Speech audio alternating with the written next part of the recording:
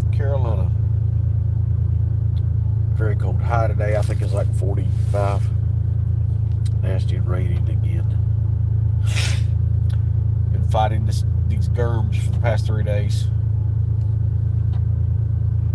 I live under germ warfare.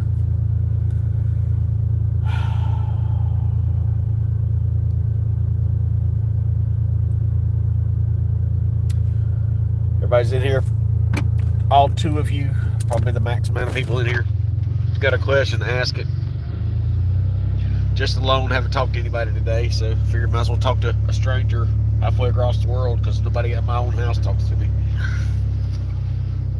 Oh, I can't wait to get all my plans in order. Get all my things done I need to do. It's been really stressful being here. The illegal aliens next door think every day's a party day when you don't have to work for a living, when you can live off the government and have an ungodly amounts of money thrown at you by the federal government. I mean, ungodly amounts of money, and you're selling drugs at the same time. Like the second or third night in a row, that circus music starts going. When you're inside of a car, the music may not sound that loud, but when you're inside of a house beside that car, that music is loud because it shakes my entire house. And you know, when you hear circus music, that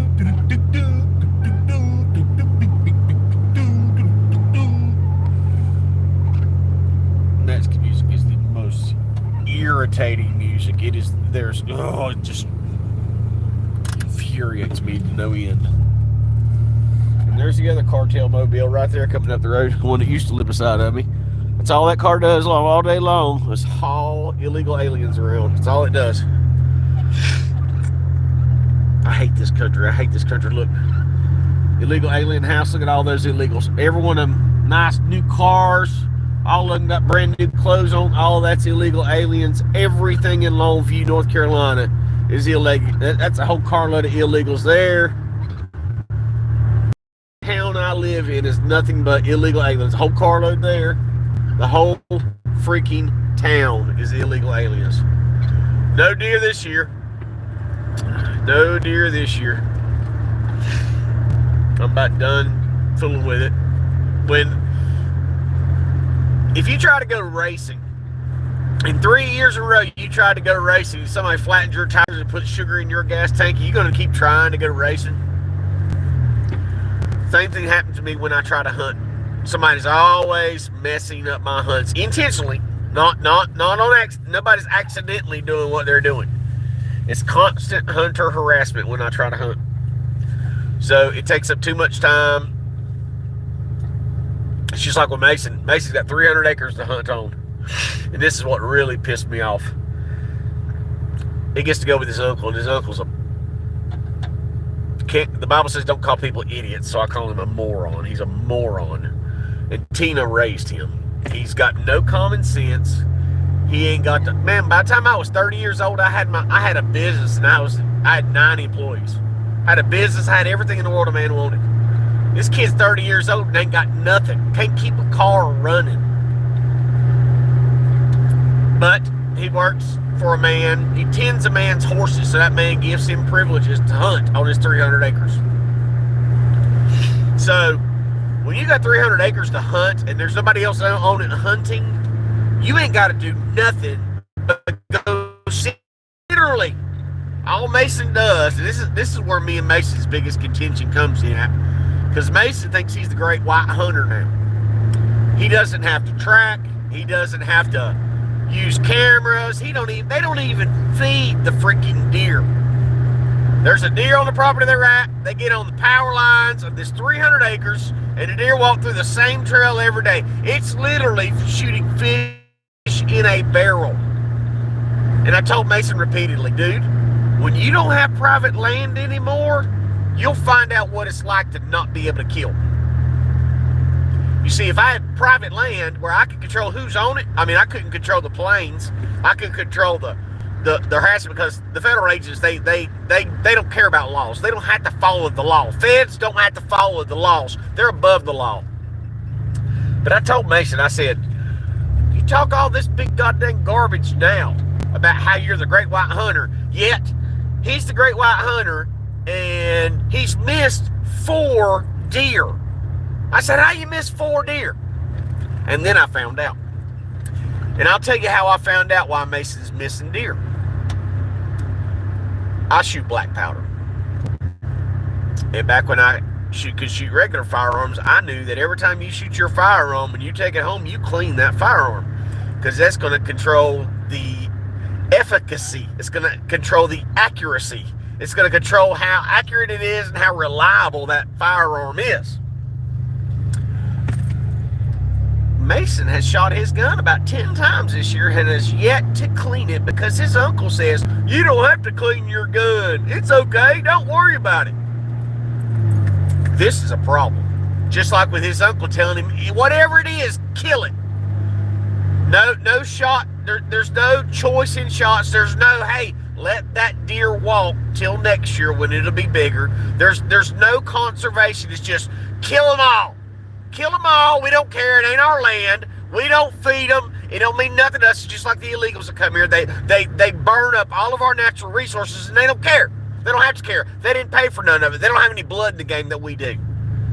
Well, Mason and his uncle's the same way. They don't care. They'll kill deer that are too goddamn small, that are useless. You can't get 10 pounds of meat off a freaking deer. I'm like, what are you doing? Why are you killing something so small? Well, we're killing. I said, well, okay, you're killing. You're right, you're killing. So, as a token, as a peace offering, because her brother's so dumb. I mean, her whole family's ignorant. He didn't have a black powder rifle, so I loaned him mine. One that I just got. One that I've never even fired before. Never fired it before. I've never even loaded this gun. I bought it. I got a good deal on it. I put it back to save it. That way, when I have time, I can go out, range it in, do everything it needs, customize it to fit my needs. But it was a brand new gun to me. And I said, listen, your brother doesn't have a black powder rifle because his got stolen by one of his buddies, so I'll let him use my gun as an olive branch. Maybe he'll invite me to come on this 300 acres, and maybe I can kill a decent-sized deer. Well, the season's over, and I didn't get no invite to the 300 acres. And I got my gun back, and he brought it back a month after season was over. And when I got it back, the first day I go to grab it was the other day. He shot my gun 2 or 3 times, and it was so corroded and disgusting. Because black powder, when you fire it, a chemical reaction happens when that powder ignites. And that powder from black powder is extremely corrosive. It'll pit a barrel in a heart. It turns your gun to garden. I got nothing for my good deed except a filthy firearm that it took me hours to tear down and clean up. So as you say, no good deed goes unpunished. That's true. So, yeah. On top of that one deer Mason killed, I told him, I said, bring the deer home. Take its guts out. Once you gut it, bring the whole thing home. Bring it home attached. Just gut it. When you gut it, you take the sweet meat and all that stuff out of the inside. You gut it and bring it home, because there's a lot of deer meat in the neck. There's a lot of deer meat in the head. There's a lot of deer meat in the ribs. Everybody wastes that. I'm the type of guy, I'm not going to waste any meat. I'm not going to buy a 21-ounce porterhouse and then throw half of it away that's on the bone. I'm going to eat every bit of it. If I don't eat it now, I'll eat it tomorrow for leftovers. So the first deer they bring home, he didn't even cut it up right. They threw away the neck, they threw away the head, they threw away the ribs, and threw away everything I told him to bring home. So it took me about 3 or 4 hours to cut it up, and I meticulously cut every piece of meat. I mean, I'm in there with a scalpel taking this stuff off. But we could have gotten 7 extra pounds we could have gotten out of that little deer to start with. When you can't kill a little deer, you better get every bit of it. He don't. He doesn't care, because he's never had to pay for the privilege of hunting. He's never had to feed deer. He's never had to track deer. It's just sit up there at the power lines and pull the trigger. That's it. That's all he's got to do. He doesn't even have to drag the deer out. They go get a tractor or a four-wheeler, hook a chain to it. Not his tractor, not his four-wheeler, not his gas. So he ain't got to do nothing but walk up in a deer stand, put a blanket on, smoke cigarettes, and pull the trigger. That's all he does. That's a pretty privileged life. So every bad habit Mason got, he got from his uncle. And it has paid off. Right? Because when you go hunting and you get to kill, your bad habits are being rewarded. So pretty much just cut it right. Don't leave the woods better shape than when you don't waste meat. All those lessons that I tried to teach him, throw it all out the windows because Daddy ain't killed nothing. What does he know? So I don't know why they keep blacking my phone out, killing the signal. I was watching Long Island Audit today, Sean Paul Reyes, and he went to a prison in New York where I shared the video this past week where a prisoner was handcuffed and 14 cops beat him to death. And if you watch the body camera video, they tried to throw him out the top story window so they could blame the fall of him falling out trying to escape on the reason he died. If you watch the video, you can see it. The cop, he's already almost dead. The cop takes him over to the window and gets ready to throw him out the window. So Sean's there to take videos. Of course, the cops call the state police. The state police come there, try to trespass him, and the state police detain Sean Paul Reyes for being in a public building recording. But because the prison's the one that called, the state police show up in force. I'll check my comments in a minute, so please bear with me. So, state police comes, everything's fine, they didn't charge him with the crime, didn't make him move. But then another state police guy, I think a sergeant, shows up. And then he tells Sean Paul Reyes, hey, you're detained until we find out if you committed a crime. Now you're detained. And Sean says, listen, since you're here now, you heard about the killing. You saw the video, right? Yeah, we saw the video. Do you have any comment on them killing that guy?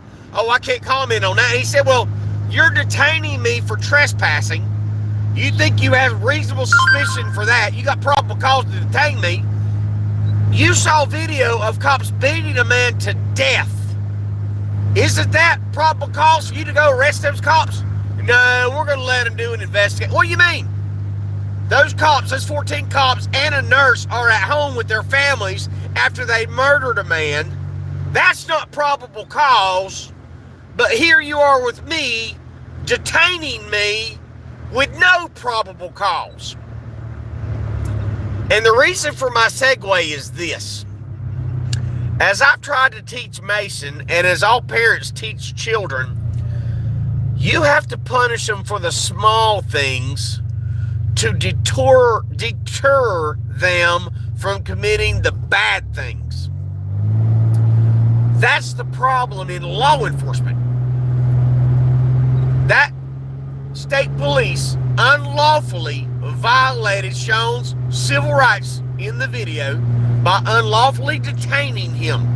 He kidnapped him and would not let him leave under threat of arrest.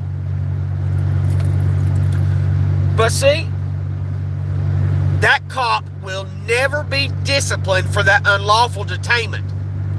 So by the time he does something unlawful 10, 15, 16, 20, 25 times, then it gets to the point where I don't know, beating a handcuffed man to death and trying to chunk his body out of a window.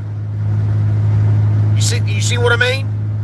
So if a cop keeps getting away with the little with the smaller crime. I mean, violating someone's civil rights, the punishment, according to the Constitution, is the death penalty. And that's the problem. In America, law enforcement and rogue government agents are never held to account for their criminal activity. We saw the same thing this week with Joe Biden. He put a Medal of Honor around the neck of Hillary Clinton and Dick Cheney's daughter. Women who've committed multiple crimes. I mean, Hillary Clinton's trafficking children and destroying Libya. She's a war criminal. She is the next closest thing to evil you'll ever know.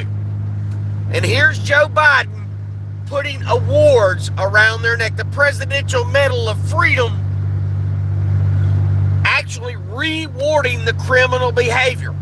That's the same thing we do in our society with cops. Oh, you violated his rights. Well, I'm going to reward you by doing nothing about it. Oh, you beat a man to death. I'm going to reward you by doing nothing about it. But we lowly citizens who want to drive down the road with a rack on the back of my truck to carry extra items, oh, we're going to arrest you for that. We're going to arrest you for that. You can't do that. That gives us probable cause to search you and arrest you for resisting.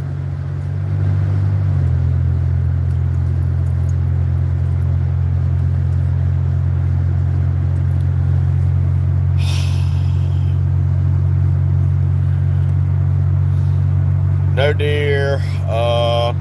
Always enjoy squirrel hunting after deer season. No good deed goes unpunished. Yeah, that's the same as my neighbor killing fawns, a mom and them, on my property for a while. Walked over to the neighbors, tiny dead, yep. I was beaten again by pigs over an insecure license plate. It was secured. That makes it 4 times I've been beaten over minor things on my vehicle. Our tail light beaten, dying front light beaten. Pass one because they are driving too slow and I have the right to pass. Yep, I know. You have my condolences, Zoloft. You know what's crazy? If you're from a foreign third world country like Venezuela, you can break in the country, steal millions of dollars from the taxpayers, have a roving gang of criminals, get free housing, free food, free health care, and the cops will do nothing to you. Nothing.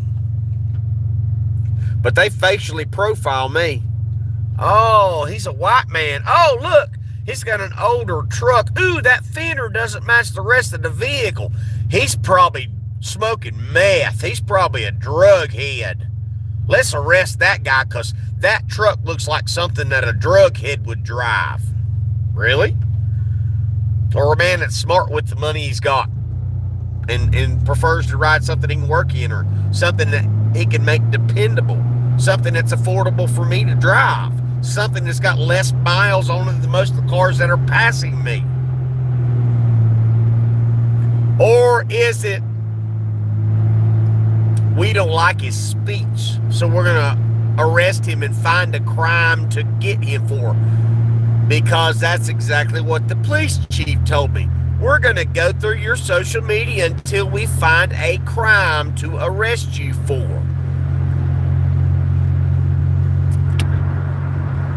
The problem is we have too many laws on the books. Too many laws. I mean, God, look at California. There's a law in California that people at voting stations, if they ask you for an ID or ask you anything about your identification, who you are or where you're from, they will be arrested and charged with the crime for asking you any pertinent information to your vote. Like the Bible says, in the end times, good will be evil and evil will be good. Men like me aren't cut out for this evil. And I saw, because as you guys know, I watch a lot of First Amendment and a lot of law and order videos. One cop sucker was in the comments and said, but God says cops are the good guys because blessed are the peacemakers. How much peace is there when law enforcement shows up? There's not one situation in the world that cops can't make worse. The majority of problems when it comes to cops happen after they show up, not before.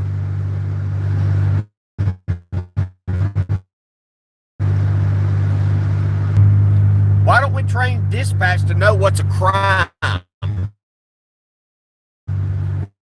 What's remarkable is if I call dispatch to try to talk it to make a complaint, dispatch will ask 1,000 questions trying to be the gatekeeper so I can't get through and do my business. But if you call to report a crime, or even the average call, calling just to bitch about somebody who hurt my feelings, they'll ask you a million. Password was there. Password was there. It's just ridiculous what goes. It's just ridiculous what goes on nowadays. 10 people here and no thumbs up.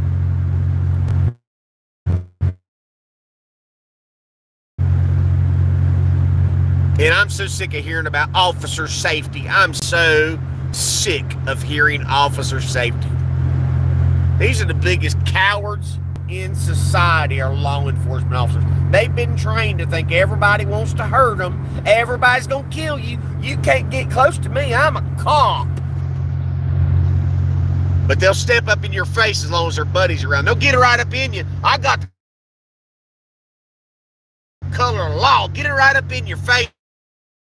But if we did that, that's assault. Cops charged that guy with assault on an officer because the cop's knuckles were bruised from beating him in the head. So, the guy was held.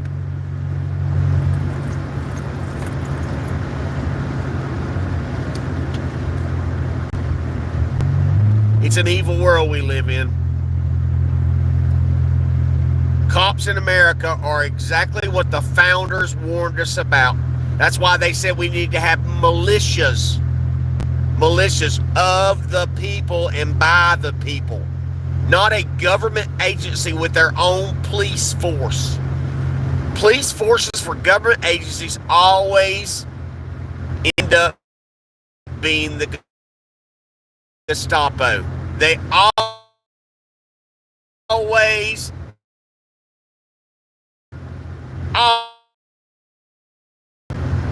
how is it we don't have the 25 amendments to protect us? But there's over 44,000 laws on the books to keep us in check? It wasn't supposed to be this way.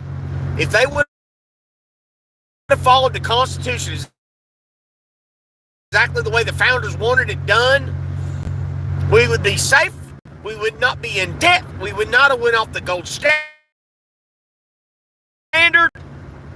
Prosperity would have been everywhere. The world would have been safe. We wouldn't have cops like we do now because we would be free men.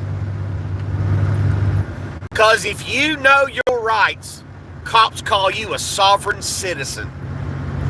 Us get away with it. Who's that in our society? Am I anything they want to us and get away? Citizens are in with. I mean, we had a North Carolina senator 2 weeks ago saying, we're going to set up a deep state. We're going to set up a secret government to take down Donald Trump. That's what we're going to do. They're already lining up lawsuits to slow Trump down. And Glenn Beck showed it this morning on his channel. There's only one section of the country that is right-leaning for the Supreme Court. So that's right in the middle of the country. Everywhere else is far left Supreme Courts for the states, for the districts. You can't win like that. can never win like that when even the courts are corrupt. And the courts are the most corrupt places you can be this day and age. As I said before, judges should be fair and impartial. Judges should not represent the state. They should be a separate party. But too often the judges represent the state to get the revenues for the state instead of being in the middle. Because our attorneys don't ever represent us. Our attorneys don't. Those court-appointed attorneys don't care. They're going to get paid regardless. That's why my court-appointed attorneys suck so bad. And depending on how this goes, I'm gonna let you know who she is too. I'm gonna expose the last attorney I had that screwed me for 20 years. Not that it'll do any good because nobody watches my channel, and none of the big channels will listen to me. And I can't reach out to them anyway because I'm hacked so bad. So it's more disappointment. Anyway, see ya.